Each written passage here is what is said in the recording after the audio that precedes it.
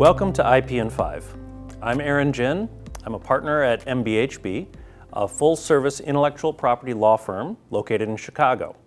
In this video series, we discuss the most interesting and challenging issues in the world of patents, trademarks, and more. Today, we're discussing IP considerations for inventions involving quantum computing. I'm joined by my colleague and partner, Andrew Velzen. Andrew's got a background in electrical engineering, and he counsels and supports clients on intellectual property matters related to various technologies, including quantum technologies. Welcome, Andrew. Thanks, Aaron. Exciting time in quantum computing, for sure. So to start off, Andrew, let's try to get our minds around sort of the high level of how quantum computers work. What does it mean to you, and how are people doing this in practice? I think, to me, I try to distill it into two main concepts, one being superposition and the other being entanglement. And superposition, meaning traditional computers have what we call bits that are in ones or zeros. They're in one of two states.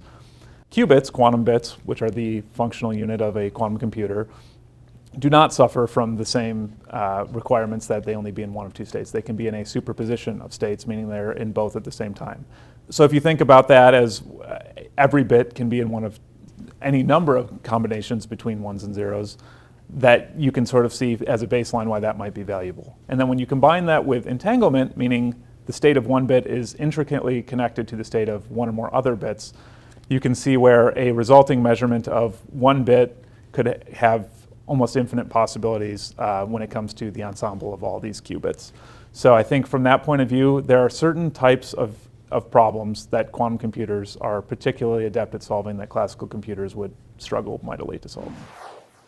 As you know, Chicago's got a rich history of physics, atomic physics, quantum physics.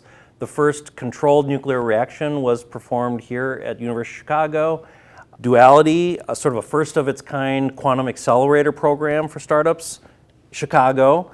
And now the city is poised to be sort of a major hub, I think, for quantum computing into the future.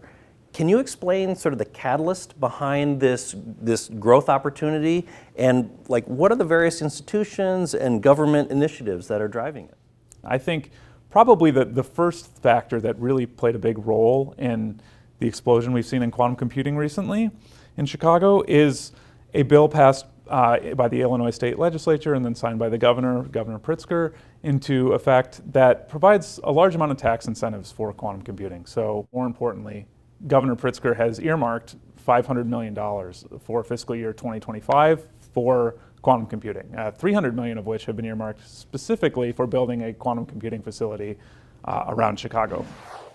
As quantum computers and quantum technologies advance and attract increasing levels of investment and attention, what are some specific IP-related challenges that innovators in this space should be thinking about, and what are they facing? Finding appropriate and competent patent counsel is a tough thing to do. You need to find someone who has the right set of technical skills to be able to understand and convey your quantum computing innovation to the patent office, for example. Because you won't be selling a quantum computer tomorrow that you may be filing a patent application on today, but instead may be filing it 15, 20 years from now, how do you sort of extend the time horizon such that you can defray costs or defray decisions?